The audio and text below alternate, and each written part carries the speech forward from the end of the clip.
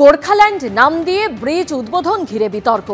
দার্জিলিংয়ে টুংসুং চা বাগানে সেতুর সূচনা, সেতুর উদ্বোধন ইন্ডিয়ান গোর্খা জনশক্তি ফ্রন্টের প্রধান অজয় এজওয়াজের। ব্রিজের নাম গোর্খাল্যান্ড রাখা ঘিরে বিতর্ক। পৃথক গোর্খাল্যান্ডের দাবি জোরদার করতে এমন নামকরণ দাবি অজয় এজওয়াজের। বেআইনি নির্মাণ হলে ব্রিজ ভেঙে দেওয়া হবে জানিয়েছেন গোর্খাল্যান্ড টেরিটোরিয়াল অ্যাডমিনিস্ট্রেশনের মুখ্য জনসংযোগ আধিকারিক।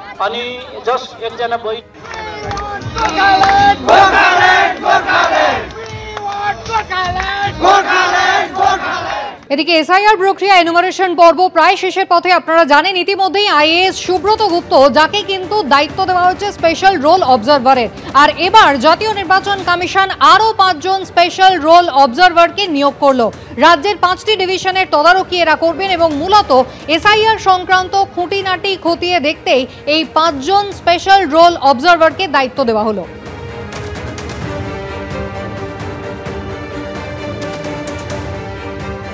রুমা পাল আমাদের প্রতিনিধি রয়েছেন আমাদের সঙ্গে। রুমা, এর আগে আমরা জানি একজনকে নিয়োগ করা হয়েছিল সুব্রত গুপ্ত, তিনি দফায় দফায় বৈঠক করছিলেন, এবার আরো 5 জনকে নিয়োগ করা হলো।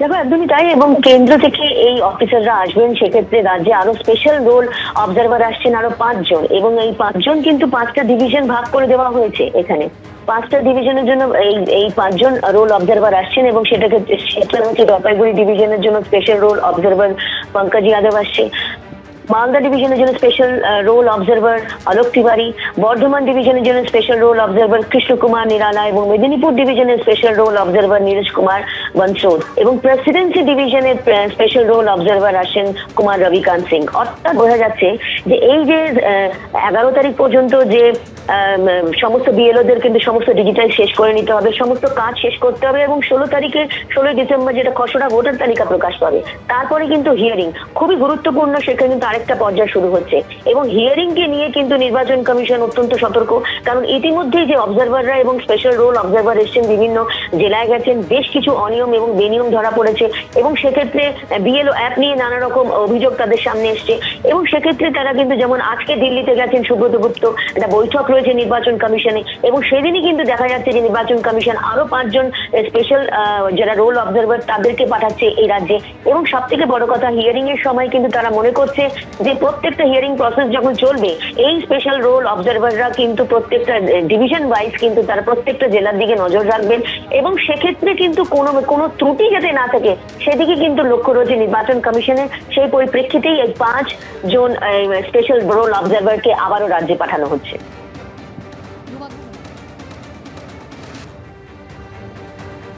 ডুপ্লিকেট ভোটারের খোঁজে তৎপর নির্বাচন কমিশন। একই নামে একাধিক ভোটার কারা, এরা আলাদা ব্যক্তি কি, নিশ্চিত করে তথ্য দিতে হবে বিএলওদের।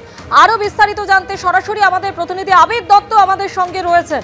আবির, ডুপ্লিকেট ভোটারদের চিহ্নিত করার জন্য কি কি পদক্ষেপ নেওয়া হয়েছে নির্বাচন কমিশন সূত্রে কি জানতে পারছো?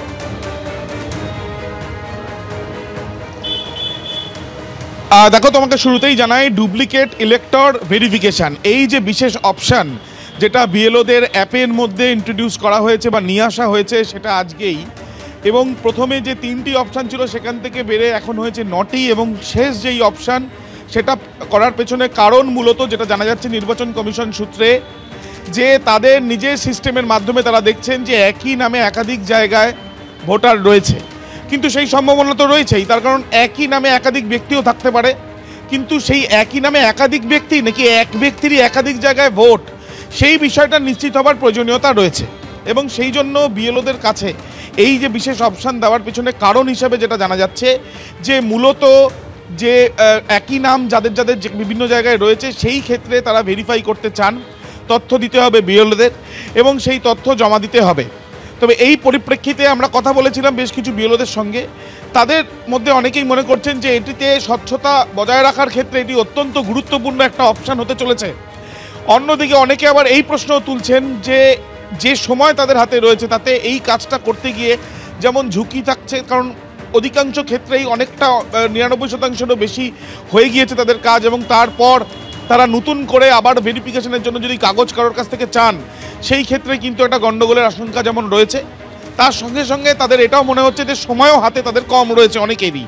এবং এই ক্ষেত্রে নির্বাচন কমিশন এটা দেওয়ার পেছনে কারণ যে একই নামে বিভিন্ন জায়গায় ভোটার থাকতে পারে এবং সেই ভোটার যদি একাধিক ব্যক্তি হন এবং কাগজ যদি সেটা অ্যাপ্রুভ করে তাহলে সেই ক্ষেত্রে তার লিস্টে নাম থাকাটাই বাঞ্ছনীয়। কিন্তু যদি একই ব্যক্তির একাধিক জায়গায় ভোট থাকে সেই ক্ষেত্রে যদি কাগজ সব জমা ঠিকঠাক না পড়ে তাহলে সেই ক্ষেত্রে বিভিন্ন তালিকায় যাতে একই ব্যক্তির দু জায়গায় যাতে ভোট না থাকে সেটাও নিশ্চিত হওয়ার প্রয়োজনীয়তা রয়েছে। তার কারণ স্বচ্ছভাবে এই তালিকা তৈরি করার দিকেই এগোচ্ছে নির্বাচন কমিশন এবং সেই জন্য তাদের তরফ থেকে এই নতুন একটি অপশান বিএলওদের জন্য দেওয়া হয়েছে, যে অপশানে বিএলওরা তাদের নিজেদের ভেরিফাই করে তারা জমা দেবেন এবং সেই ভেরিফাই যদি স্ক্রুটিনির সময় দেখা যায় যে কোনো না কোনোভাবে সেই ভেরিফাই সঠিকভাবে হয়নি সেই ক্ষেত্রে নির্বাচন কমিশন কিন্তু তাদের পদক্ষেপ নিতে পারে। ধন্যবাদ আবির। আপনারা শুনলেন যে নির্বাচন কমিশনের তরফে যে পদক্ষেপ নেওয়া হয়েছে ডুপ্লিকেট ভোটার চিহ্নিত করার জন্য, তা নিয়ে বিএলও ঐক্য মঞ্চের আহ্বায়ক স্বপন মণ্ডল কি বলছেন শোনাবো। আজকেই নির্বাচন কমিশন সকালবেলা আর কি বিএলও অ্যাপে একটা নতুন স্পেসিফিকেশান যোগ করেছে, সেটা হচ্ছে যে ডুপ্লিকেট ইলেক্টর আইডেন্টিফিকেশান, মানে একই নামের যদি কোনো ভোটার অন্য জায়গায় থাকে সেটাকে আইডেন্টিফাই করা এবং তাকে ভেরিফাই করা। এটা হচ্ছে ইলেকশন কমিশনের যে মেশিনারি আছে সেই মেশিনারির মাধ্যমে কিন্তু তারা ধরে ফেলেছে যে একই নামে কতজন বিএলওর কাছে একই নামের মানে নামটা এন্ট্রি হয়েছে। এবার ওরা সফটওয়্যারের মাধ্যমে সেটা চয়েস করেছে।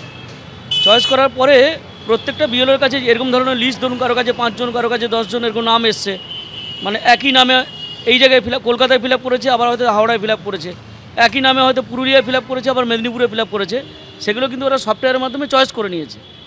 এবার সেই তালিকাগুলো বিএলওদের কাছে পাঠিয়ে দিয়েছে, তাদেরকে বলেছে যে 11 তারিখের মধ্যে এগুলোকে ভেরিফাই করে আবার আপলোড করতে হবে এবং নিশ্চিত হতে হবে যে ওই নামে যে অন্য বিএলওর কাছে যে ফিল আপ করেছে ফর্ম, সেখানে যোগাযোগ করতে হবে প্রয়োজন হলে যে সে লোকটা এই ব্যক্তি না আলাদা ব্যক্তি। যদি আলাদা ব্যক্তি হয় তাহলে তার নাম থেকে যাবে, আর যদি একই ব্যক্তি হয় বিভিন্ন জায়গা থেকে জালিয়াতি করে এটা ফিল আপ করে তাহলে সঙ্গে সঙ্গে তাকে সেখান থেকে ডিলিট করবে বা আনম্যাপ করে দেবে আর কি। এবিপি আনন্দ, এগিয়ে থাকে, এগিয়ে রাখে।